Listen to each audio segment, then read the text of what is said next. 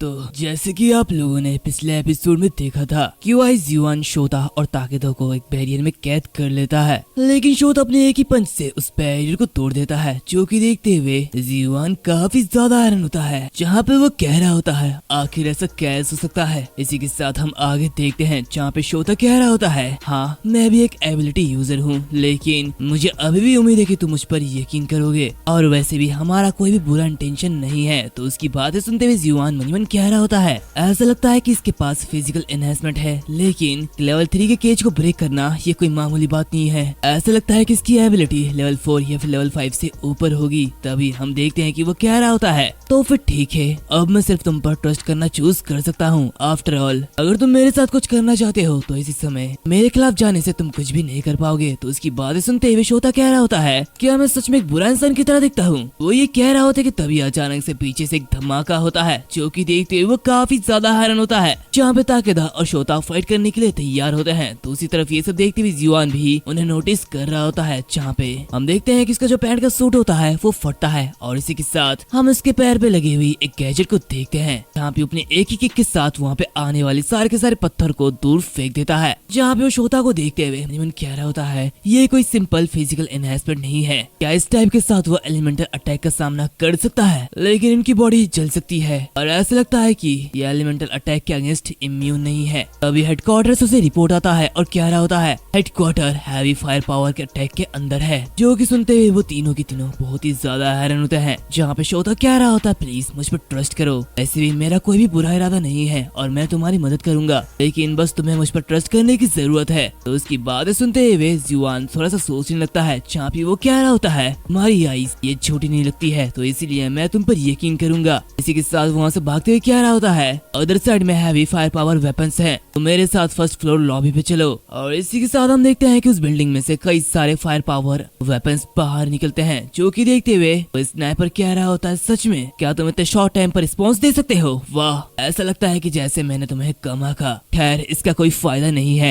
और इसी के साथ वो अपने स्किल का यूज करता है, कह रहा होता है अब ये तबाह होने वाला है। और इसी के साथ हम देखते हैं कि वो वहाँ के सारे फायर पावर वेपन को डिस्ट्रॉय कर देता है, जहाँ पे वो हंसते हुए कह रहा होता है बॉस सप्रेशन सक्सेसफुल हो चुका है, अब तुम अंदर जा सकते हो। तो उसका बॉस कह रहा होता है चलो अब अंदर चलते हैं। दूसरी तरफ हम उस बिल्डिंग के अंदर एक आदमी को देखते हैं, जो कि कह रहा होता है ऐसा लगता है कि कोई एनिमी हमारे हेडक्वार्टर के ऊपर अटैक कर रहा है, लेकिन आखिर ये कौन हो सकता है। तभी उसके सामने वो आदमी और उसके साथी लोग आते हैं, जहाँ पे उनमें से उनका बॉस कह रहा होता है एक मिनट क्या ये काफी है। तो उसका साथी कहता है बॉस क्या तुम मुझे अंडर एस्टिमेट कर रहे हो, बस तुम मुझे 10 सेकंड दो मैं अभी न खत्म कर देता हूँ। तो सुनते हुए वो बॉस 10 से उल्टी गिनती करने लगता है, 10, 9। ये देखते हुए उसका साथी कहता है बॉस सच में आप ये कर रहे हो। तभी हम देखते हैं कि वो जो तीनों लोग होते हैं यानी कि उस बिल्डिंग के जो लोग होते हैं वो अपनी पावर को एक्टिवेट करते हैं और उस पर अटैक कर देते हैं, जहाँ भी वो बॉस अभी भी गिनती गिन रहा होता है। अभी अचानक वो कैब वाला बंदा वैनिश कहता है और काफी तेजी के साथ चाकू से उन तीनों को स्टैब कर देता है और वो तीनों मारे जाते हैं। जहाँ पे वो कह रहा होता 10 सेकंड्स क्या मैंने ठीक टाइम पर किया।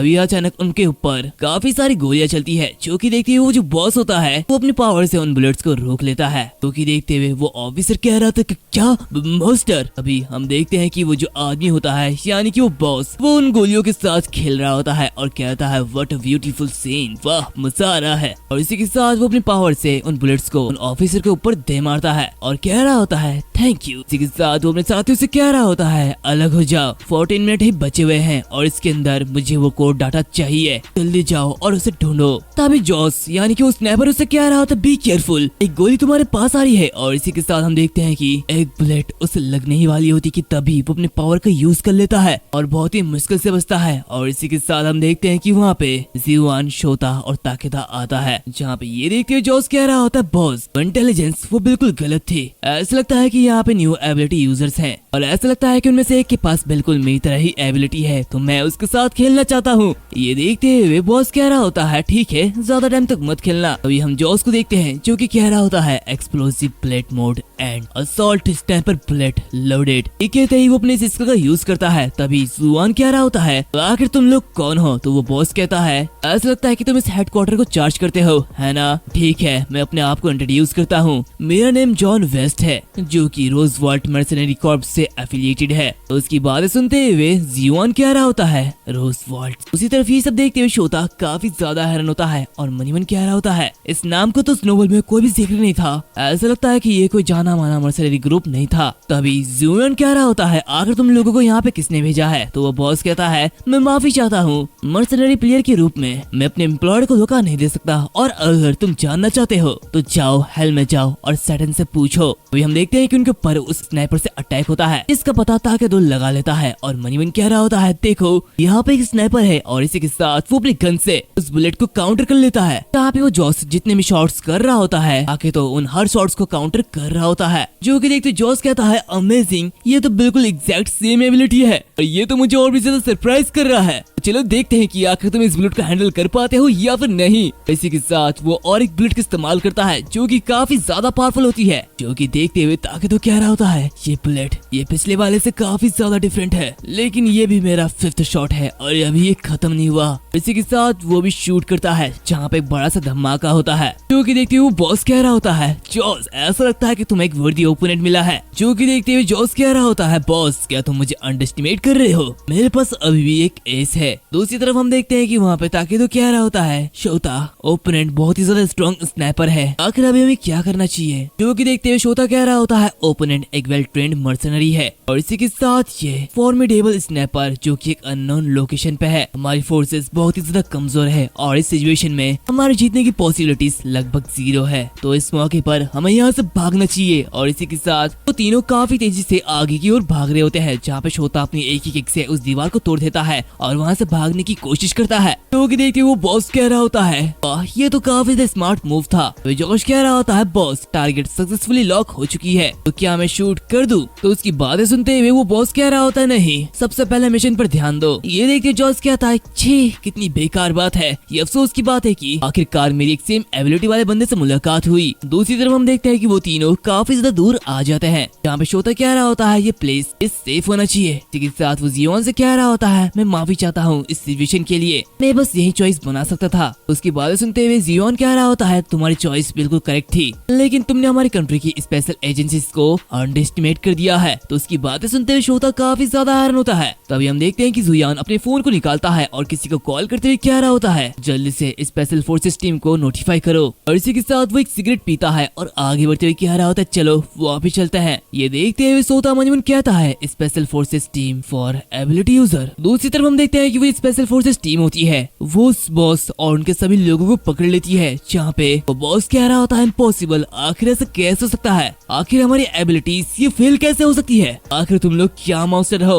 वो ये कह रहा होता है कि तभी एक पर्सन आते हुए उसके सर को अपने पैर से नीचे दबा देता है, जहाँ पे वो कह रहा होता है मॉन्स्टर्स जिसे बुलाए जाने चाहिए वो तुम हो। अभी वहाँ पे और एक ऑफिसर आते हुए कह रहा होता है कैप्टन मैं स्नैपर को लॉक नहीं कर पाया, वो काफी ज्यादा चालाक है। जो कि सुनते हुए वो आदमी कहता है वो बस एक स्केर्ड कैट है जो कि भाग गया। दूसरी तरफ वो बॉस कह रहा होता है आखिर ऐसे कैसे हो सकता है, मुझे तो गॉड ने चुना था, मैं एक टैलेंटेड जीनियस हूँ, मैं ऐसे नहीं हार सकता। इसी के साथ वो ऑफिसर्स उसे वहाँ से ले जाते हैं। तभी हम देखते हैं कि वहाँ पे जुयान और बाकी दोनों आते हैं, जहाँ पे जुयान कह रहा होता है तुमने मुझे कभी भी डिसअपॉइंट नहीं किया, तुम काफी अच्छे हो। जो कि देखिए वो आदमी कह रहा होता है ओल्ड क्यूई तुम सच में काफी तेजी से भागे थे। जो कि देखिए जुयान कह रहा होता है चलो मुझे इन्हें इंट्रोड्यूस करवाने दो। ये आदमी ये ब्लैक पैंथर है और स्पेशल फोर्सेस में एबिलिटी यूजर के लिए उसकी पोजीशन है। जो कि देखिए शोता मनमन कह रहा होता है captain of the 4th district, तो ये ब्लैक पैंथर है जियोन की मर्सनरी ग्रुप की strongest force, the legendary man जो कि जियोन के साथ अंत तक लड़ा था।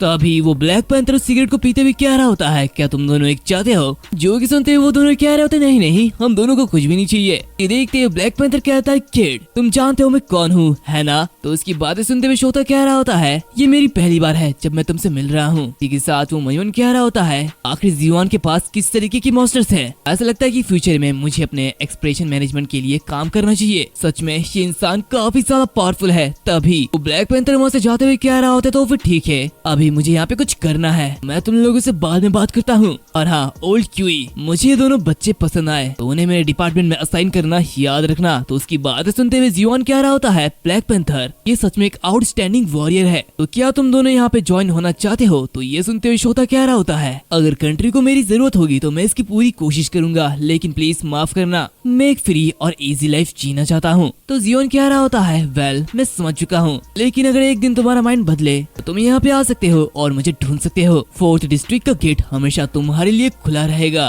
खैर मुझे यहाँ की गंदगी फिर से साफ करनी पड़ेगी तो मैं यहाँ से जा रहा हूँ। ये सुनते हुए शोता और ताकेदो वहाँ से जाते हुए कह रहे होते खैर हम लोग फिर मिलेंगे। तभी जियोन कह रहा होता है वैसे अगला एबिस 4 दिनों में है ना? तो शोता कह रहा होता नहीं ये तो अभी। वो काफी ज्यादा हैरान होता है, उसकी तरफ देखता है। तभी जियोन कह रहा होता है खैर 5 दिन बाद मिलते हैं और मुझे लगता है कि तुम दोनों फिर से मिलोगे। इसी के साथ वो वहाँ से चले जाता है। उसी तरफ हम देखते हैं कि शोता और ताकेदो बाहर निकल आते हैं, जहाँ पे शोता कह रहा होता है क्यूई जियोन ये सच में एक मॉन्स्टर है। तो ताकेदो से कहता है शोता क्या तुम ये सोचते हो कि वो तुम्हें पसंद करता है? मतलब वैसा वाला पसंद नहीं, मतलब खैर तुम समझ चुके होंगे है ना? उसकी बातें सुनते हुए शोता हैरान होता है और मनियोन कह रहा होता है हाँ मैं प्रूव नहीं कर पाया कि मैं इस दुनिया में सिर्फ अकेला ही स्पेशल वन हूँ, लेकिन क्या हो कि अगर यहाँ पे मेरे जैसे दूसरे लोग भी हो। ये कहते वो चिंता कर रहा होता है। तभी ताकेदो से कहता है रहने भी दो, चलो सोचते हैं कि आगे क्या करना है। और वैसे भी क्यूई जियोन वो डेफिनेटली नेक्स्ट एबिस को टारगेट करेगा, तो बताओ हमारे बारे में क्या,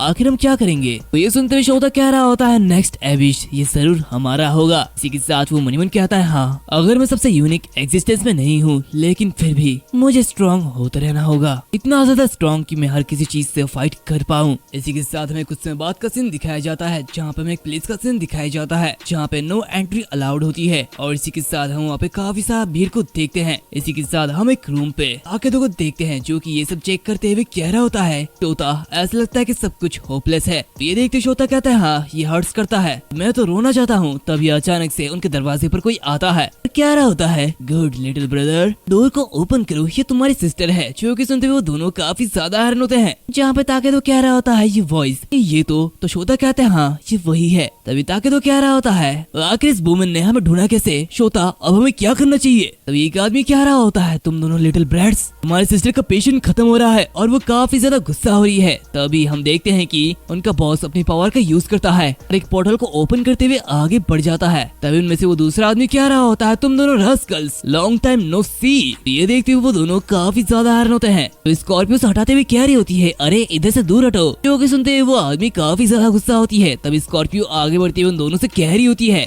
ओह डियर डोंट वरी, आज सिस्टर तुम्हारे साथ बातचीत करने के लिए आई है और ये तुम्हारे साथ कुछ भी नहीं करेगी। जो कि सुनते हुए शोता कह रहा होता है कि क्या बातचीत? तभी उनका लीडर कह रहा होता है स्कॉर्पियो और बिग एप मुझे पता है तुम दोनों को जानते होंगे, खैर मैं अपने बारे में बता दूं मैं बैजर हूँ 12 सेलेस्टियल स्टार का कैप्टन। तो उसकी बातें सुनते हुए ताकेदो जोरों से हंसने लगता है और कह रहा होता है कि क्या बैजर ये कैसा नाम है? तो ये बिग एप कह रहा होता है कैप्टन मैंने तुम्हें पहले ही अपने कोड नेम को चेंज करने के लिए कहा था, देखो छोटा सा बच्चा कैसे हंस रहा है। तो बैजर कह रहा होता है खैर मुझे लगता है कि ये काफी अच्छा है। दूसरी तरफ ये देखते हुए शोता मनियोन कह रहा होता है बैजर ये नाम नॉवल में मेंशन नहीं था, किसी ऐसे इंसान का नहीं जो कि स्टॉर्म को क्रिएट कर सकता है। तभी हम देखते हैं कि बैजर कह रहा होता है चलो पॉइंट पर वापस आते हैं, आज आधी रात एक न्यू एबिस अपीयर होने वाला है और मुझे पता है कि तुम दोनों जानते होंगे, लेकिन हमने यहाँ पे तुम्हारा बेस चुना है। मुझे पता है कि तुम करंट सिचुएशन से काफी ज्यादा वाकिफ होंगे है ना? इसकी बातें सुनते हुए शोता कह रहा होता है तो क्या तुम अगले एबिस को जब्त करने में हमारी मदद मांग रहे हो?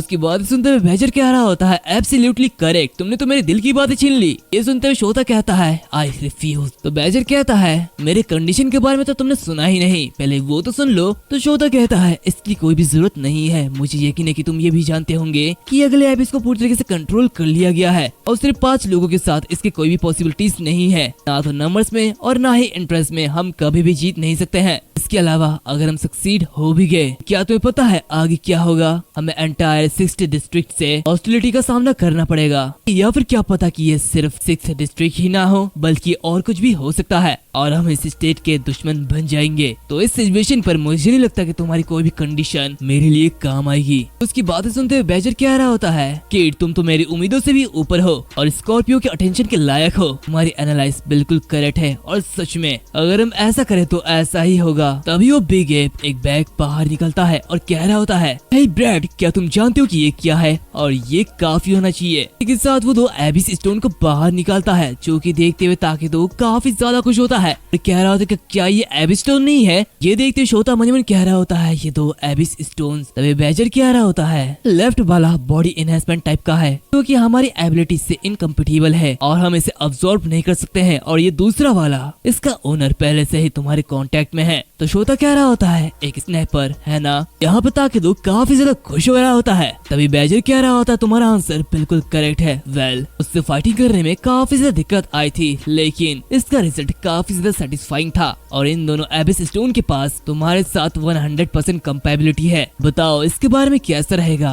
तो अभी हम डील को कंसिडर कर सकते हैं। तो इसकी बातें सुनते हुए ताकिदो धीरे से शोता से कह रहा होता है, शोता आखिर इन दोनों एबिस स्टोन के साथ क्या डील है। क्या ऐसा हो सकता है कि जब कोई एबिलिटी यूजर मारा जाता है तो क्या उसकी पावर एबिस स्टोन में पहुंच जाती है। तो उसकी बातें सुनते हुए शोता उससे कह रहा होता है ये हर किसी के लिए तो नहीं होता, सिर्फ छोटे नंबर पे कुछ ही एबिलिटी यूजर्स होते हैं जिनकी पावर एबिस स्टोन में वापस पहुंच जाती है। ये देखते हुए ताकिदो काफी ज्यादा खुश होते हुए कह रहा होता है शोता अपॉर्चुनिटीज और रिस्क ये तो होती रहती है, तो क्या हमें। तो उसकी बातें सुनते हुए शोता एक अजीब सा चेहरा बनाता है और इसे कह रहा होता है कि क्या तुम अपने लाइफ से सेटिस्फाइड नहीं हो। अपने लाइफ के साथ सावधान रहो, अगर ये अच्छा ना हो तो तुम मर भी सकते हो। और इसी के साथ उन लोगों से कह रहा होता है मुझे माफ करना, लेकिन मैं अभी भी इसे रिफ्यूज करता हूँ। जो कि देखते बैजर कह रहा होता है तुम सच में नहीं जानते हो कि आखिर अडेप्ट कैसे करे और ये दोनों स्टोन भी तुम्हारे लिए काफी नहीं है। दूसरी तरफ ये सब देखते हुए वो बिग एप कह रहा होता है ओए ओए ओए सीरियसली क्या तुम अभी भी इसे रिफ्यूज करते हो। तभी बैजर उनमें से एक स्टोन को कुत्ता की तरफ फेंकता है और कह रहा होता है और चूंकि तुम ऐसा नहीं करना चाहते हो तो मैं तुम्हें फोर्स नहीं करूंगा। खैर स्नैपर का एबिस स्टोन, इसे तुम्हारे लिए एक गिफ्ट समझो, हमारी मीटिंग का एक टोकन। ये देखते हुए बिग एप कह रहा होता है